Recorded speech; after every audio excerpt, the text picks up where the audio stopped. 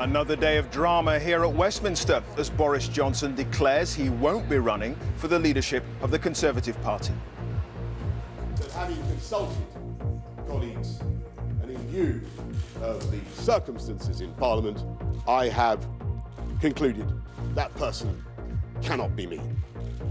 He pulled out of the race just hours after fellow Leave campaigner Michael Gove announced his own bid, saying Boris Johnson wasn't fit to lead. Theresa May has also entered the race. She campaigned for Britain to remain in the EU, but said the result of the referendum was final. And the Labour leader, Jeremy Corbyn, is expected to face a challenge to his leadership today. Angela Eagle, the former Shadow Business Secretary, is due to announce her bid. And in the rest of the day's news this lunchtime, a children's hospital in Bristol put patients at risk because of the strain on services caused by low staffing levels, according to a new report. And commemorations begin later to mark the centenary of the start of the Battle of the Somme, which cost more than 300,000 lives. Here, 3 of the South's MPs put their names in the frame to become Tory leader. And a second Gatwick runway remains on hold. No decision on airport expansion until at least October.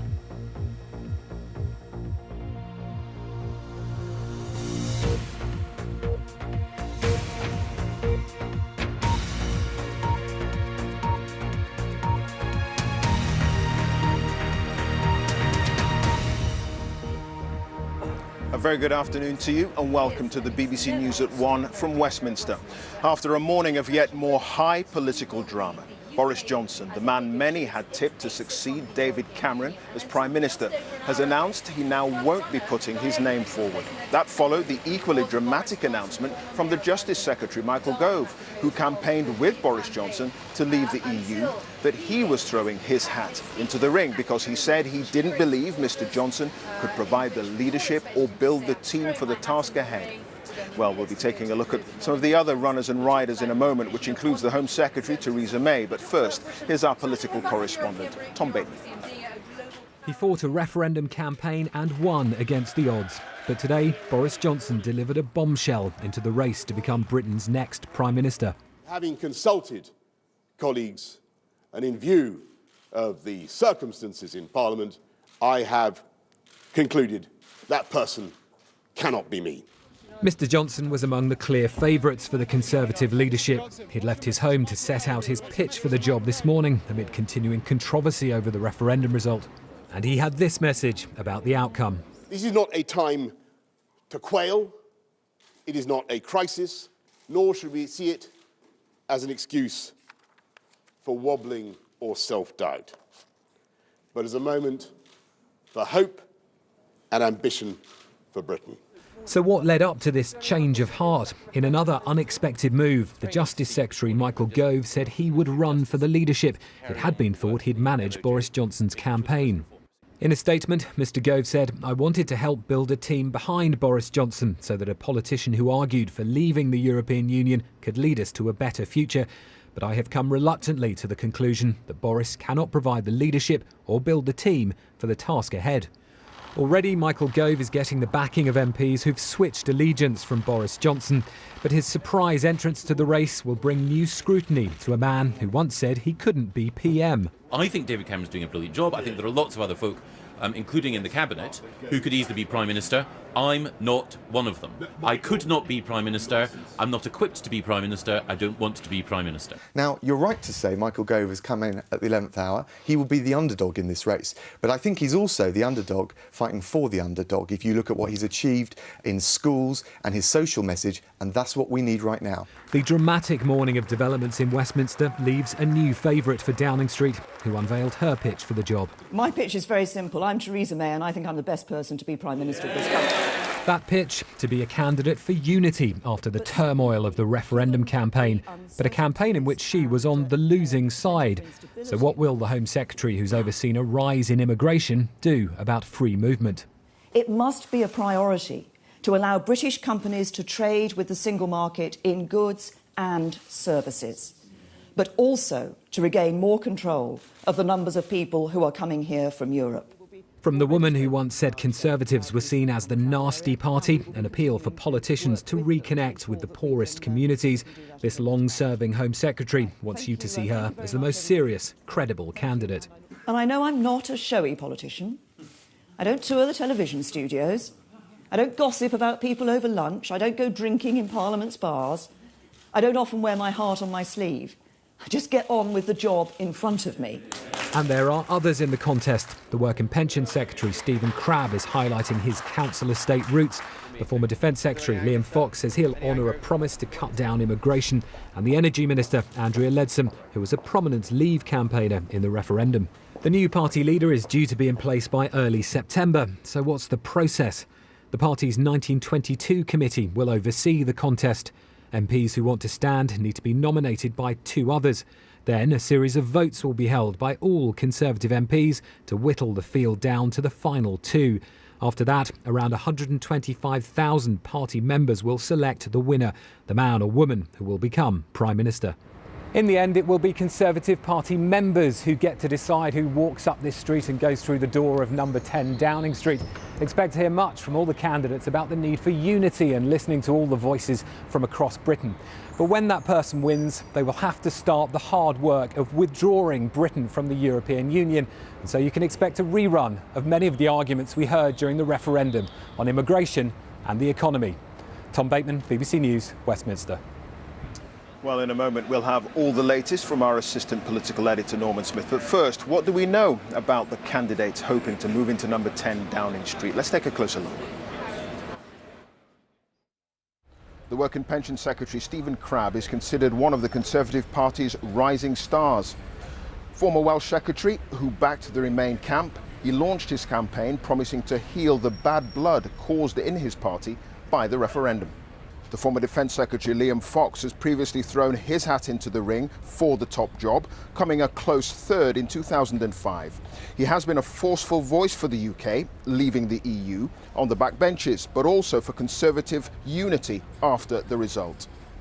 And Theresa May is one of the longest-serving Home Secretaries in history who has long been mentioned as a potential future leader of the party, regarded as one of Whitehall's toughest and shrewdest operators. Launching her bid, she said the UK needed strong, proven leadership. The Justice Secretary, Michael Gove, is regarded as one of the party's intellectual heavyweights.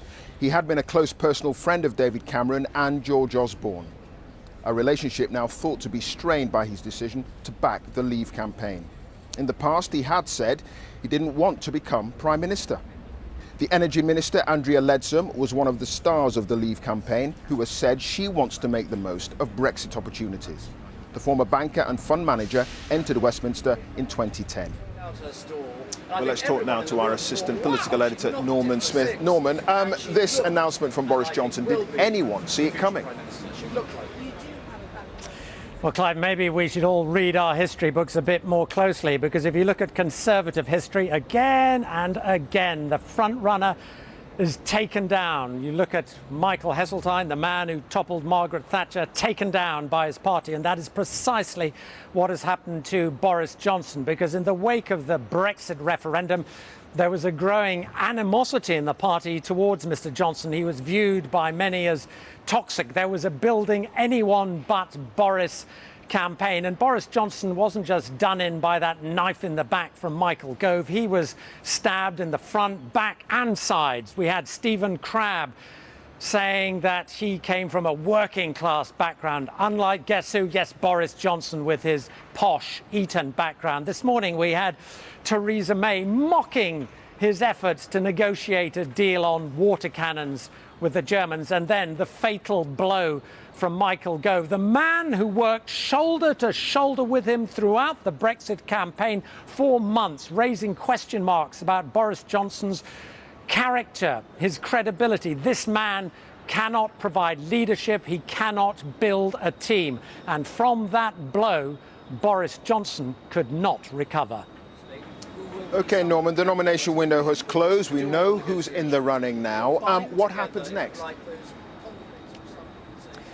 Clive, I would hesitate to guess what on earth happens next, because frankly, this contest so far has been a bit like Macbeth, EastEnders and House of Cards rolled into one. So who knows what will happen next? One imagines that the most immediate beneficiary of this turmoil on the Brexit side will be the Home Secretary Theresa May. But critical will be where Boris Johnson's votes go. Now, already a lot seem to be lining up behind Michael Gove rather than the other Brexiteer, Andrea Leadsom. And if it comes down to a contest between Michael Gove and Theresa May, it could be extraordinarily close. There is no love lost between these two politicians. But here's a thought. Some are suggesting, why not reach an agreement? Why go through a lengthy, divisive contest? So maybe, perhaps, possibly, could there be a deal between these two? Who knows? Interesting. OK, Norman, many thanks for our assistant political editor there. Meanwhile, in the contest for the Labour leadership, the Shadow Business Secretary Angela Eagle is expected to announce that she will stand against Jeremy Corbyn for the leadership of the Labour Party. Mr Corbyn has lost the backing of 80% of his MPs, but insists he still has the backing of the wider party. Here's our political correspondent, Ellie Price. Jeremy Corbyn is trying as best he can to make it look as if it's business as usual. And his business is leading the Labour Party. For now, at least. Morning, everybody. Are you up for this leadership challenge, Mr Corbyn? Morning. Enter Angela Eagle. And today is anything but. Are you going to stand for the leadership? I'll be saying something later today. The former Shadow Cabinet Minister, who was one of more than 50 frontbenchers to walk out on their leader, is expected to launch her leadership challenge later, confident she has the backing of enough MPs. The party that I love and believe in feels to me that it is ripping itself asunder. And then this morning, rumours the former Shadow Work and Pension Secretary Owen Smith might throw his hat in the ring. Many MPs had hoped Jeremy Corbyn would choose to stand down amid the growing clamour from most of his MPs.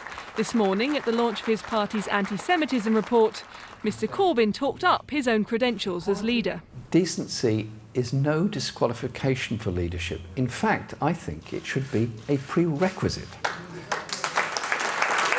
But when asked how he would implement the findings of the report, given his shaky leadership, he insisted, I am the leader of the party and I'm doing that.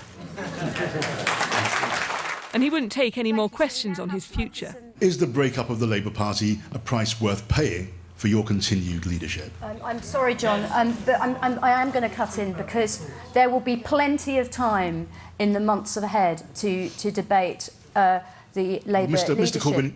With so much anger from his own MPs, it's difficult to see how Jeremy Corbyn can so confidently stand firm. But he knows that if it does come down to a vote, it's Labour's members and supporters who'll decide. And given demonstrations over the last few days, it's clear that he has got plenty of friends there. And for now, the unions are on side. He absolutely has my support. I think he has the support of the majority of Labour Party members. And I think he's a man who's shown immense courage and leadership this week. As MPs have tried to take a coup out against him, he stood firm. And I believe he is the right man to lead the Labour Party. Are you prepared to see the breakup of your party over your leadership? Jeremy Corbyn and his supporters insist it simply won't come to that. But even if he is able to face down his challenges, there will still be more that divides his MPs than unites them. Ellie Price, BBC News, Westminster. OK, let's talk to our chief political correspondent, Vicky Young. Vicky, is the situation as fluid with the Labour leadership race as it is with the Tories? Yep, I think it is. We are in a situation now, I think, where the Labour Party is competing with the Tories to add to all of the confusion. Plan A, I'm being told by MPs, Labour MPs, is still that Jeremy Corbyn is persuaded to stand down, persuaded to resign. Many of them who have seen him in the last 24 hours say that he was wobbling, but he's being kept in place by his advisers. I'm told that other Labour MPs who want to go and see Mr Corbyn to try and persuade him to stand down, to do the right thing, are not able to get access. One even said that Diane Abbott was blocking the door, preventing them from going in. Now, Plan B is a leadership challenge. Angela Eagle, the name everyone's been talking about for 2 or 3 days. Her team say that she's got the numbers. A couple of hours ago, I was told she's going ahead with a launch at 3 o'clock this afternoon. But Plan C is chaos, and Plan C is that other Labour figures try and throw their hat into the ring as well. And that is what seems to be happening. A man called Owen Smith says he has got enough people, 50 backers, to also launch a leadership challenge. And there are Labour MPs here in total despair. They feel that if there is going to be a challenge, it has to be one person only. Others think that today should be a day about the Conservatives and what they're up to. But there is definitely concern that a coup has been launched, but it turns out that no one's in charge. All right, Vicky, thanks very much for that. Vicky Young there. Well, what a morning it has been. That's it from here at Westminster now. Jane, it's back to you. Clive, thank you. And the time is 1:15, and that is our main story this lunchtime. Boris Johnson says he won't be standing for the leadership of the Conservative Party just hours after his fellow Leave campaigner, Michael Gove, said he would stand. Coming up, we're live at Wimbledon, where it's been a mixed day for the British players so far, but we've still got Andy Murray and Johanna Konta to look forward to. In South today at 1:30, still in post. The head of the failing Southern Health Trust is told she can keep her job. And a second Gatwick runway remains on hold. No decision on airport expansion until at least October.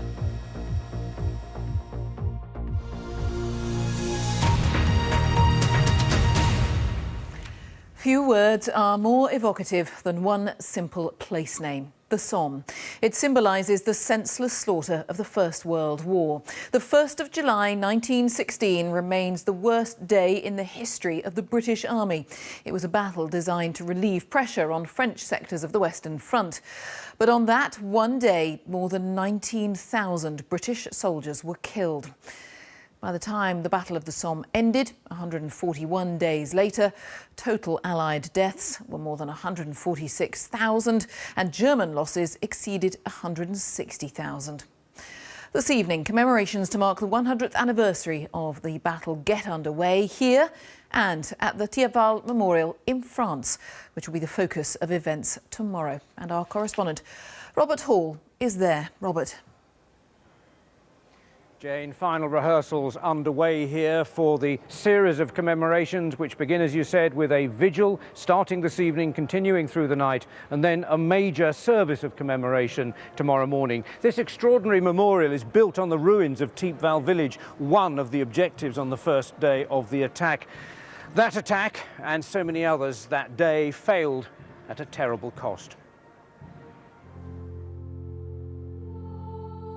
You can see it for miles, a soaring arch above the trees. Most of the 72,000 names on its walls lie in the rolling farmland beyond. Across this ground, soldiers fell in waves on the worst day in British military history.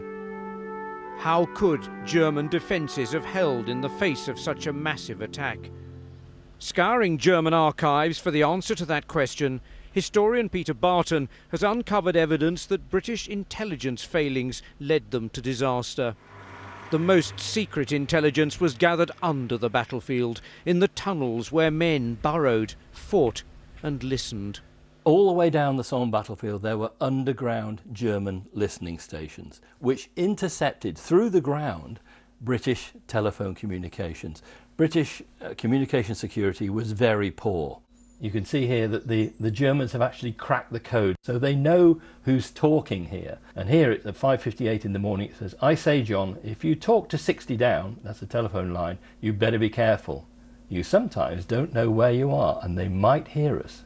You know, some people are very fond of listening." That's the Germans. This report, written on the morning of July the 1st, says the listening stations have picked up word of an Allied attack at 5:30. They learned what was going on behind the British lines for months before the battle. And in the end, those telephone intercepting stations actually gave them pretty well the moment the attack would start. The Thiepval Memorial, 45 metres high, majestic and tragic, will be at the heart of this week's commemorations.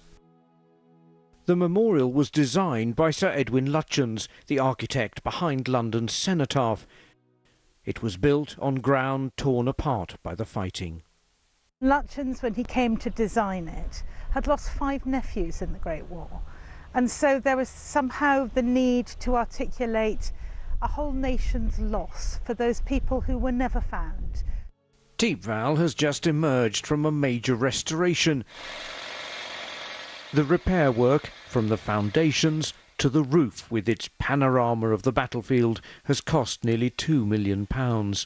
The restoration work on the monument led to an unexpected discovery about 100 yards away. This is all that remains of the German front lines. On the 1st of July 1916, machine guns mounted on the lip of these trenches inflicted terrible losses on British troops advancing towards the village. The Battle of the Somme lasted 141 days. The Teepval Memorial will forever stand sentinel over its victims. This is Europe's commemoration, but it's also intensely personal for thousands of families. That's the face of Dan Dunglinson. He was 26 when he climbed out of his trench. He was a relative of my grandfather's, and he advanced up that hill towards the German lines. He fell, it is said, within moments of actually beginning his attack. And that really is the thing here. There is commemoration, this is a moment of remembrance, but so many other people come here all through the year, every year. But I've talked about events here at Teepval. Let's turn to the UK. Sarah Campbell is at Westminster Abbey. Yes, indeed, Robert. Well, here this evening, the Queen and the Duke of Edinburgh will join the congregation for a national vigil. This will start here at 7:30 this evening. There will be a half-hour service, and it will carry on throughout the night, and it will finish at 7:30 in the morning when a trench whistle will be blown to mark the exact moment when the order was given for the troops to go over the top, and of course the Battle of the Somme then began. This is a public vigil. It's the first time such a vigil has been held overnight here for 50 years, so members of the public are invited to come here, and there are also commemorations taking place today and tomorrow across the UK. This, of course, the Battle of the Somme is an event which touched so many communities across the UK. There will be full coverage of the vigil here, starting on BBC Two at 7:30 this evening. Jane. Sarah, thank you. Sarah Campbell at Westminster Abbey. A children's hospital in Bristol has apologised after a report found that patients had been put at risk because of the strain put on services by low staffing levels. It follows the death of at least 7 children who were treated at the city's Royal Hospital for Children. The report calls for a review of all children's intensive care services in England. Our correspondent Dan Johnson has been speaking to some of the families whose children died in Bristol. And how happy he was, and biggest smile on his face. 7-year-old Luke died 10 days after heart surgery at Bristol. Straight away we were concerned because there was a lack of staff there present. There were other deaths and more concerned parents, like Sean Turner's. Families need answers. You know, parents need to know why their children have died. Children were coming on after Sean and still dying, which drove us to go to the medical director of NHS England. The review heard from more than 200 families. It highlights poor communication and a defensive attitude from management, on top of pressure because of a shortage of staff. Things like medication not coming on time, perhaps failure to respond to alarms, and just not enough time and attention given to a child so as to be able to spot signs of deterioration. And this hospital already hangs in the shadow of a scandal from the 1990s, when babies died because heart operations weren't good enough. This report is clear. Recent problems are nowhere near as bad, but children were put at risk. I would like to say sorry, particularly to those families where the review has found that our care fell below acceptable standards, where we didn't properly listen to their concerns and complaints. The report calls for a review of children's intensive care services across England because of concerns about a lack of beds. It also says families should get an explanation of exactly who's in the team caring for their child, and they should be encouraged to record meetings with doctors and managers so there's clearer communication. As parents who's lost a child, that's all you want. You just want the truth of what's happened to your child. The NHS says these findings will help further improve children's care. Dan Johnson, BBC News, Bristol. Officials in Turkey say the 3 suicide bombers who attacked Istanbul's main airport on Tuesday were from Russia, Uzbekistan and Kyrgyzstan. The director of the CIA has said he believes the attacks, which killed 43 people and wounded more than 230, were the work of so-called Islamic State. Our correspondent Richard Galpin is in Istanbul. What's the latest on the investigation, Richard? Well, Jane, it does feel like there has been a breakthrough in the investigation just 2 days after the attack. First of all, we had information that there had been a series of raids carried out by counter-terrorism officers and by special forces from the police. These raids were in 16 different locations across Istanbul. They said then that amongst the 13 people they detained were 3 foreigners. Now, since then, an unnamed official has been quoted as saying that they've managed to take the investigation further in the sense that they've been, as you said, been able to identify the nationalities of those involved in the actual attacks. The 3 men who came here with automatic weapons and detonated suicide belts, killing more than 42 people. As you said, they're Russian, Kyrgyz and Uzbek. And I think this is likely to add weight to the belief of the Turkish government and the Americans that this attack was carried out by so-called Islamic State, because we know that significant numbers of militants from places like Chechnya, Dagestan in Russia and from Central Asia have travelled from those countries to join Islamic State in Syria. Richard, thank you. Richard Galpin in Istanbul. Now, we'll talk more about the implications of the vote to leave the EU, and one of those is the announcement this morning that a decision about the expansion of Heathrow Airport won't be made until at least October. Our transport correspondent Richard Westcott is with me. Yet another delay, Richard. It is, and if you think it's a year ago today that the Independent Commission came out and said we recommend expanding Heathrow. The government said they'd take a quick decision. That was a year ago. We're now waiting to October. Frankly, don't even hold your breath for then. It all comes down to who's the next Prime Minister now. When Boris was in the running, Boris Johnson, he's very anti-expanding Heathrow, said he'd lay down in front of the bulldozers to stop it. He's now gone. Theresa May and Michael Gove both live nearby Heathrow. They've both dealt with a lot of noise complaints, but they haven't actively said they're against Heathrow expansion. So everything is still up in the air. It's just way down to who is the next Prime Minister. All right. Thank you, Richard Westcott. Well, for many people, it was the issue of immigration and the control of the UK's borders that motivated them to vote leave. So now the decision has been made. What sort of immigration system would they like to see? Ben Brown is travelling around the UK, gauging reaction to the vote, and today has more on that from Oldham. Oldham, boomtown of the Industrial Revolution, but now, according to the Office for National Statistics, the most deprived place in Britain. In recent years, it's seen an influx of migrants from the new EU states of Eastern Europe, and that's alarmed many in the existing immigrant community. Mohammed Aslam came here 30 years ago from Pakistan when he was 9.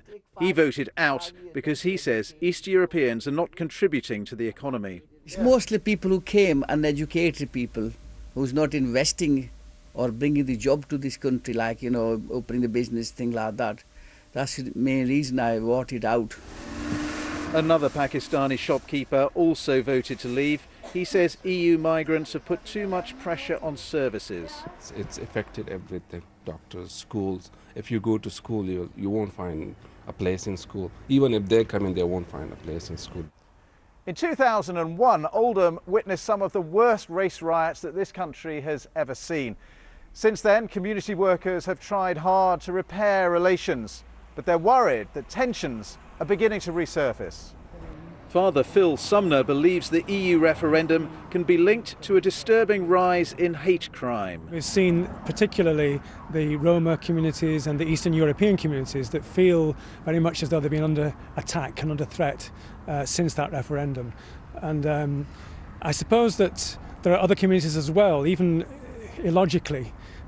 People attack the Pakistani communities on the basis of the referendum, when in fact, what's it got to do with that particular issue? After a referendum that's divided Britain, he's worried it's divided this town too, a place struggling to put behind it problems of the past. Ben Brown, BBC News, Oldham. Well, now let's turn to the tennis. And if you're supporting British players, there is just one place to be this afternoon, centre court. Andy Murray will be taking on Yenhun Liu, who is ranked 78 in the world. And after that match, Johanna Konta will play Canada's Eugenie Bouchard, who made it to the Wimbledon final in 2014. David Ornstein is our man at Wimbledon. Hi, David. Well, Jane, after yesterday was heavily disrupted by rain, today play on the outside courts began earlier. It was a mixed start for the British players, but there are still more to come. For Heather Watson, the sky should be the limit. This week it's been her limitation. Watson's first round match was one of 14 unfinished by day 4 of Wimbledon. It meant an early start and, sadly, an early exit. There was far better news for Dan Evans. A glorious performance to upset world number 3 Alexander Dolgopolov means a glamour tie against Roger Federer in round 3. Hoping to join him there is Johanna Konta. Now British number 1, she'll be desperate to go on. But standing in her way is Eugenie Bouchard, a former semi-finalist. I think emotionally and mentally, she looks very solid, very stable as well. She's coped with being the favourite and being a new seed at Wimbledon incredibly well. I think better than anyone would have expected for someone that spent the majority of their career on the lower rungs of the women's tour. Andy Murray's preparations are all about repetition. Today he plays Yenhun Liu of Chinese Taipei. They met at the same stage in 2013. That year, Murray went on to lift the title. He's played well here in the past. He's going to deal with everything, fine, and it'll be a very tough match for sure. Liu has form on these courts. He beat Andy Roddick to reach the quarter-finals in 2010. Murray will be wary of suffering the same fate. Well, on centre court at the moment, Kei Nishikori is in action against Julian Benneteau. It's going with serve in the first set. Then comes Andy Murray, and then the last match on centre is Johanna Konta. Behind us on court 1, there could be a bit of an upset on the cards because Gilles Simon, the 16th seed, trails Grigor Dimitrov in the first set. Jane. David, great stuff. Thank you very much. A great day at Wimbledon. That takes us nicely into the weather. Although it wasn't nice yesterday, we all got very wet yesterday at Wimbledon. Lovely though it was to be there. But how's it looking wherever you are, Thomas? A little bit more optimistic today. It's not looking too bad. Today and tomorrow, I think we should get away with very, very few interruptions, if any at all. Looks like it should be a mostly dry day, 19 degrees. There's just the chance of a couple of showers, but I think we should get away with it. But anyway, let's not beat around the bush because the weather this week, or the rest of this week, is not looking too great. Cool and breezy with rain at times and just a bit of sunshine thrown in. Now, today we had some sunshine across eastern and central areas, but you know what? The clouds have been bubbling up now and showers are on the way. And in fact, across many western areas of the country, it is turned quite overcast. There's some rain on the way, certainly for Northern Ireland, western parts of Scotland here. In fact, in the northwest of Scotland, there could be some downpours this afternoon. But let's start with the south of the country because this is about as good as the weather is going to get today. So some sunshine for the south coast, just a couple of sprinkles across the southeast. But the further north, basically, and the further west you go, the thicker the cloud is, and you've got the outbreaks of rain. So cool and breezy here. Temperatures of only around 12 or 13 degrees, 14, 15 if you're lucky. Compare that to just about 20 in London. So it feels a lot better. And then this evening there'll be some rain around. Of course, we've got the centenary of the Battle of Somme up until the 1st of July. There's vigils in various parts of the country, not just here, but across into France as well. And I think there's a good chance of catching some rain both this evening and into tomorrow as well. You can see rain sweeping the country. Also turning quite breezy, so not just a damp night, but quite a breezy night. By the end of the night, it does look as though things will tend to dry out a little bit, so there will be some clear spells first thing in the morning. And then tomorrow, in summary, it's a breezy day. There'll be some showers around. Some of them will be heavy, so take a brolly, but steady, so you don't do the Mary Poppins. And again, across these northern areas, there's a chance of 1 or 2 downpours, maybe some thunder as well. 20 degrees once again in London, but typically we're talking about 13 to 15 degrees, so not the sort of temperatures that we really would like this time of the year. And take a look at this. Into the weekend, low pressure anchors itself to the north of the UK. Quite a few white lines here, these isobars, so that only means one thing. it'll be a breezy day. So on Saturday, it'll feel cool. There'll be some sunshine. There'll be plenty of showers around. Again, it will not feel like July should do. And I think, again, the best temperature we'll get is around 20 degrees. Sunday, the winds will ease a little bit. For some of us, it should be a better day. But on balance, I think summer is kind of on hold at the moment. Oh, great. Thanks very much, Thomas. Thank you. And just a reminder of our top story here this lunchtime. Boris Johnson announces he won't be standing for leadership of the Conservative Party just hours after his fellow Leave campaigner Michael Gove said he would stand. That having consulted colleagues and in view of the circumstances in Parliament, I have concluded that person cannot be me. That is all from us for this lunchtime. Now on BBC One, it is time for the news wherever you are. Have a very good afternoon. Bye-bye.